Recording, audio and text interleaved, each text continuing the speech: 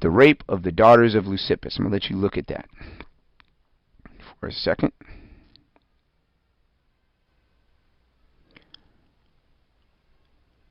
Alright, let's run it down. Consonant or dissonant? Is it relatively harsh on the senses or easy on the senses? Well, from a compositional standpoint, the colors are relatively muted. There's nothing really going on as far as colors or form and things of that's dissonant. However, the subject matter, the idea that just the very fact that it's dealing with rape, could be dissonant, right? Tension or release? I think definitely we get a feeling of tension, a feeling of motion. All right, definitely a feeling of motion there. Concrete or abstract? I think everybody would agree this is pretty concrete. All right. What about balance and symmetry? There's quite a bit of symmetry going on here. First off, every character, every major figure that you see, there's two of them. There's two men, two women, two horses, and two cherubs. What? You say? What? Where's the other one? I see the one on the brown horse. If you look at the guy that's sitting on the brown horse and you look right in front of his face, you'll see that there's a cherub on the white horse, the pale gray horse or whatever, as well. Okay? Now, again, like we've said before, you've got to consider the time period. You've got to consider the language of the artist. What was his communicative vocabulary for the people that he was trying to communicate to? All right? And the reason I say that is about the cherubs, because nowadays we think of cherubs as these sweet, cuddly little angels, right? Well, at the time that this was painted, first off, you have to consider that there was quite a bit of interest in the supernatural, in mythology, and all of those kinds of things in this time period. And there's a lot of paintings from this time period that involve cherubs. But what you may not know is that a cherub, in this sense, in a mythological sense, those cherubs were not benevolent. They were usually mischievous.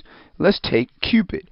We think of Cupid as the little cherub of love, and he shoots his little arrow and people fall in love. Well, what you may not know is that cherub Cupid, he used to shoot the arrow to be mischievous. Like, for instance, if one person, you've got couple A and man A is married to woman B, man A is married to woman A, and man B is married to woman B. Well, Cupid would shoot his arrows and cause man A to fall in love with woman B, and woman B to fall in love with woman A, and woman A to fall in love with man B, and just kind of mess things up. There's a play you may have heard of called Midsummer Night's Dream, and that's what that play has a lot to do with. But cherubs were mischievous, and they were considered to be devilish creatures. Okay? Now, let's look at what else we got going on. Look at the men. Look at their skin tone. You get the feeling of that they're outdoors, that they're rough. And then you've got the light, pale skin of the women, and they're pudgy. What those are supposed to imply, and also the fact that, as you can see, small-breasted. What all that is supposed to imply is youth and innocence. And that's this whole vibe here that is such a horrible thing, because here are these men that are taking advantage of these young girls. All right? And, yeah. What are the cherubs doing? Well, notice that the cherubs are holding the horses. It's almost like they have the reins of the horses. They're guiding the horses, and it's like they're guiding the situation. All right, they're the ones that have influenced these men to do this horrible deed. Okay. Another thing I want to. What about open or closed on this one? I think everybody would pretty much say that it's closed composition. Another thing I want to draw your attention to about how an artist can manipulate your perspective.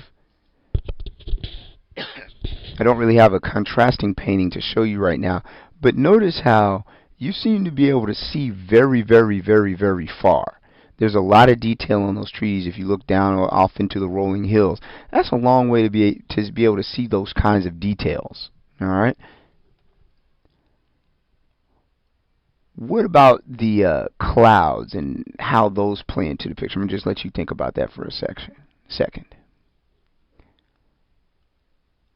Another thing I want to draw your attention to is if you look at the garment that's on the ground, how they were able to get the shimmer and shine, how they painted that shimmer and shine in there. Almost looks photo-like. Just trying to point some things out to you. This particular painting, how big is this painting? I am not sure how big this painting is. I seem to remember it being relatively big, like at least 6 feet, 6 or 8 feet tall.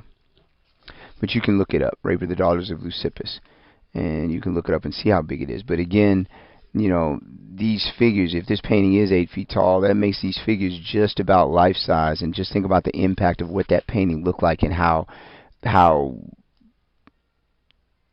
much motion and action is portrayed. Look at the horse's flanks, the brown horse. Look at the musculature and the tension that you see. That there's just all this activity going on.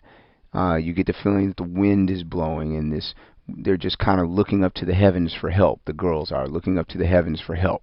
Both of them looking up. And if you notice, both of them have at least one hand outstretched. Okay? Alright, well, I hope you've gotten a little bit of help here as far as how to approach an artwork and how to apply terminology and things of that nature. Please make sure that you have read Chapter 1, Two-Dimensional Art, because there's a lot of things I did not cover in this, like, for instance, some of the things about painting, the different kinds of paint, oils and watercolor and all those things, and also things about hue and color, things about the steps involved in printmaking. And it's interesting about printmaking and photography, not necessarily digital photography, even though it does kind of fall in the category of what I'm about to say, but printmaking and photography probably involve the most steps as far as getting, going from what you want to get out there to getting it out there. I mean, painting, all you really need is paint, brush, and canvas, and you're there. Drawing, you just need whatever you're drawing with, and you're there. But photography takes a lot more steps, and so does printmaking. And as you read about some of the different types of printmaking, which I encourage you to read about some of the different types of printmaking, you'll see just how involved it is. And again, as I always say, one of my biggest goals for everybody in this course is to get an appreciation for what the artist does and what he goes through to present art to you, the recipient. All right, there we have it.